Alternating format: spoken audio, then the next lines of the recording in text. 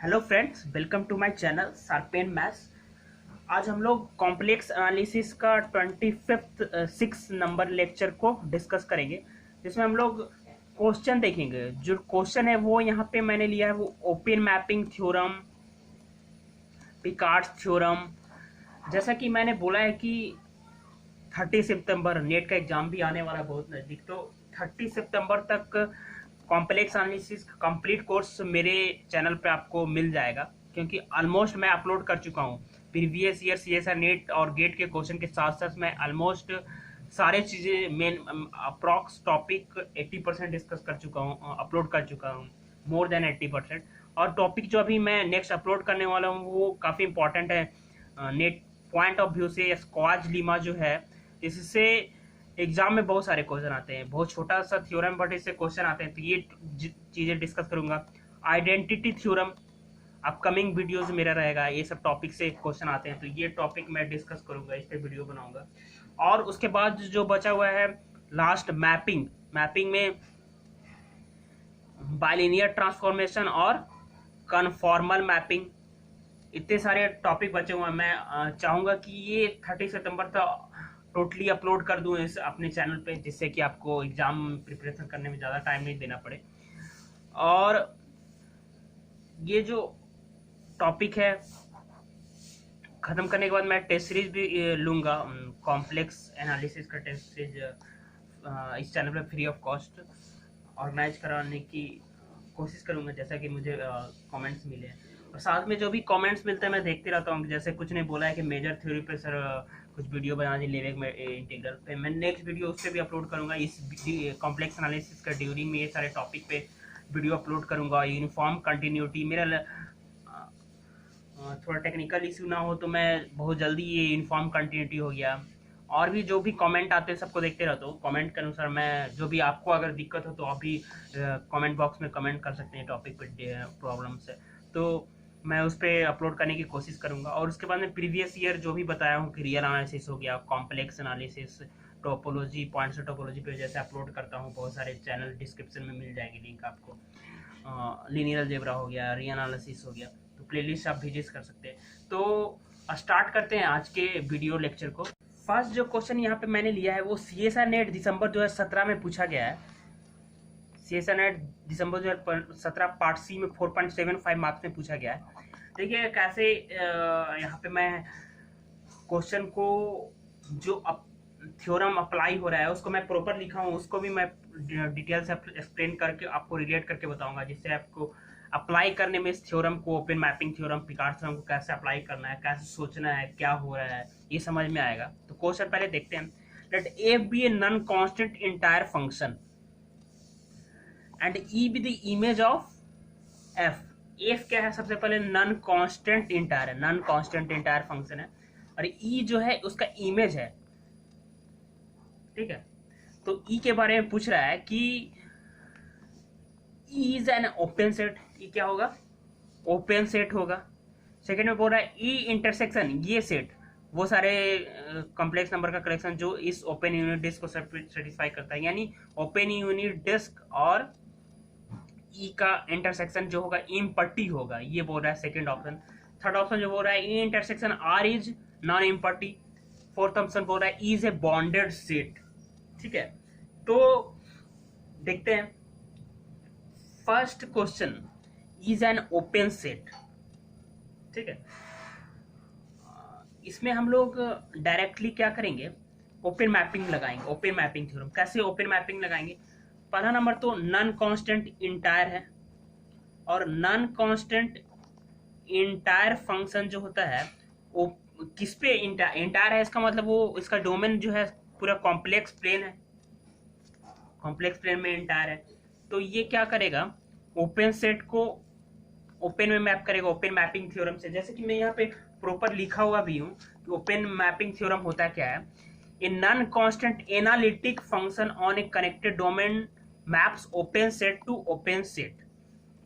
Non constant analytic function क्या करता है, कनेक्टेड डोमेन ओपन सेट को ओपन में मैप करता है। तो ये रिजल्ट काफी इंपॉर्टेंट है, इससे बहुत सारे क्वेश्चन डायरेक्टली बनते हैं, तो आपको याद रखना है।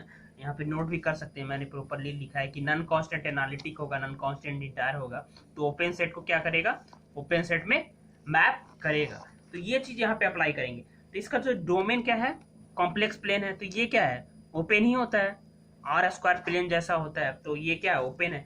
तो ओपन सेट को ओपन में मैप करेगा क्योंकि नॉन कांस्टेंट है, तो ये क्या होगा, इमेज क्या होगा, ओपन आएगा, तो ये ट्रू हो जाएगा।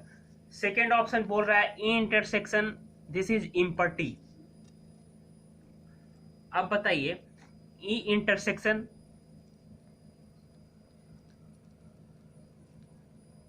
Z such that mod Z less than 1, E intersection, E इसके बारे में बोल रहा है कि ये इम्पर्टी होना चाहिए।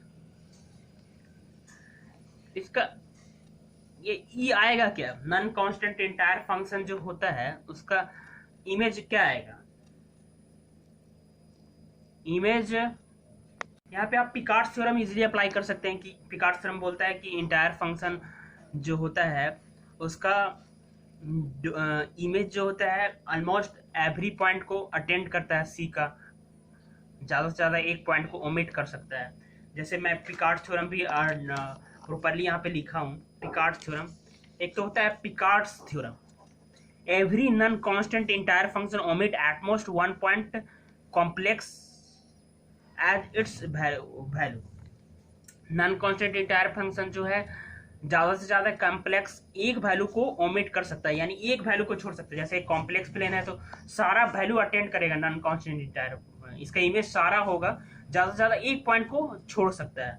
अगर एक से ज़्यादा पॉइंट को छोड़ेगा तो क्या हो जाएगा, वो कांस्टेंट हो जाएगा। तो ये होता है if an entire function omit two value then it constant, ये है पिकार्ड्स थ्योरम। तो इसका यूज है यहाँ पे हम लोग कर सकते हैं। जैसे कि ई क्या आएगा, ई तो पूरा कॉम्प्लेक्स प्लेन आएगा, नॉन कांस्टेंट इंटायर फंक्शन जो है सी पूरे कॉम्प्लेक्स प्लेन के सारे पॉइंट को क्या करेगा, अटेंड करेगा। तो इसकी वैल्यू क्या आएगी, इसकी value Z such that mod Z less than 1 आएगा। अगर एक पॉइंट छोड़ रहा भी है तो इस पॉइंट से बाहर है, इस डोमेन से, तो ये आएगा इसका इंटरसेक्शन। अब ये इंटरसेक्शन क्या है, नॉन इम्पर्टी है, तो नॉन इम्पर्टी है, तो ये ऑप्शन क्या हो गया, रॉन्ग हो गया। इसमें बोल रहा है कि ये सही है, ये ऑप्शन बोल रहा था, तो ये ऑप्शन रॉन्ग है।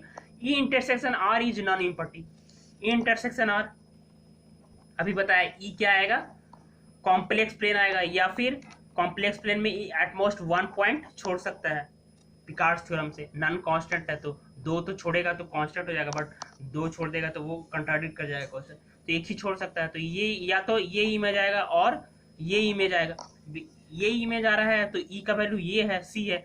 अब सी इंटरसेक्शन आर या सी -0 कर दे, इंटरसेक्शन आर करे, तो ये क्या आएगा, ये आर आएगा, ये आर आएगा और आर माइनस एक्स, सॉरी एक point x, R minus x एक सिंगल पॉइंट आएगा, तो नॉन इम्पर्टी है। तो ये ऑप्शन क्या हो गया, ट्रू हो गया। इज बॉन्डेड, अब बताइए कि नॉन कांस्टेंट इंटायर फंक्शन है तो ये कॉम्प्लेक्स प्लेन के सारे पॉइंट को अटेंड करता है एक पॉइंट को छोड़ के, तो क्या होगा पिकार्ड्स थ्योरम से, एक से ज़्यादा छोड़ेगा नहीं क्योंकि नॉन कांस्टेंट, एक से ज़्यादा छोड़ता तो वो कांस्टेंट दिया होना चाहिए, नॉन कांस्टेंट दिया हुआ तो एक से ज़्यादा छोड़ेगा नहीं।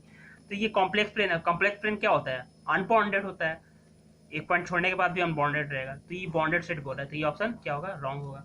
तो 1 और 3 इसका क्या होगा, करेक्ट होगा। अब नेक्स्ट क्वेश्चन पे आते हैं, आई होप ये क्लियर हुआ। ये क्वेश्चन काफी कॉन्सेप्चुअल बेसिक क्वेश्चन और ऐसे टाइप के क्वेश्चन हर ईयर सीएसआई नेट में पूछे जाते हैं, तो ध्यान से देखिएगा। ये भी पार्ट सी 4.75 मार्क्स का क्वेश्चन है, जून 2015 में पूछा गया है, और देखते हैं क्या क्वेश्चन है। A be a entire function which of the following statement are correct, entire function दिया हुआ है और बोल रहा है कि कौन सा करेक्ट होगा। इंटायर यानी तो दिमाग में क्लिक करना चाहिए कि ये पूरे कॉम्प्लेक्स प्लेन में एनालिटिक है। f is constant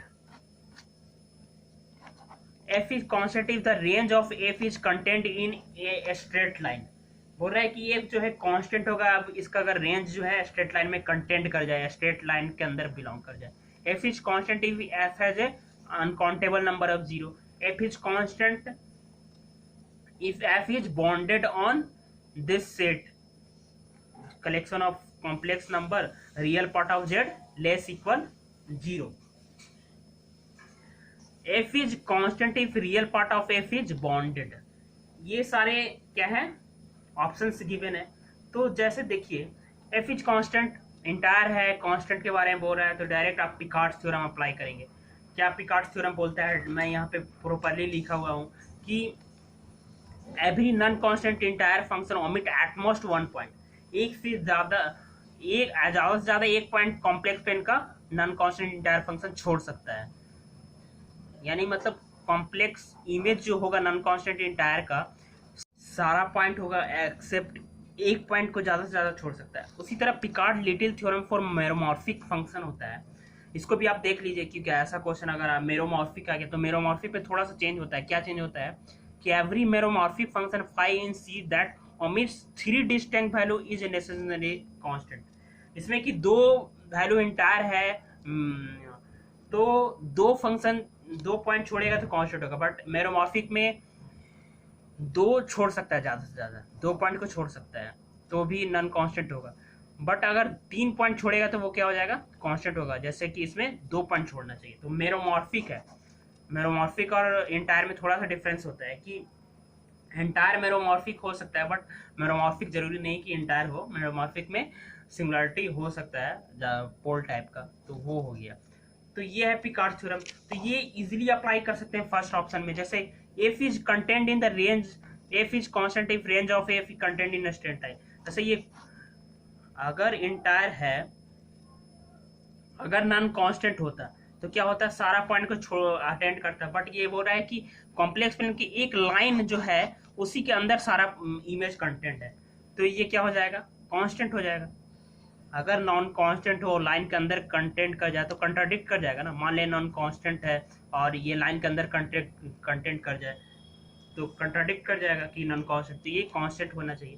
तो इसलिए ये जो कांस्टेंट हो जाएगा, क्योंकि ऐसे भी सोच सकते हैं कि कॉम्प्लेक्स प्लेन के बहुत सारे पॉइंट को ओमिट कर रहा है, 2 पॉइंट ही नहीं, 1000 अनकाउंटेबल नंबर ऑफ पॉइंट, क्योंकि इमेज इसी के अंदर कंटेंट है। तो ये सारे पॉइंट, ये इमेज प्लेन कॉम्प्लेक्स प्लेन के पॉइंट को क्या कर रहा है, ओमिट कर रहा है।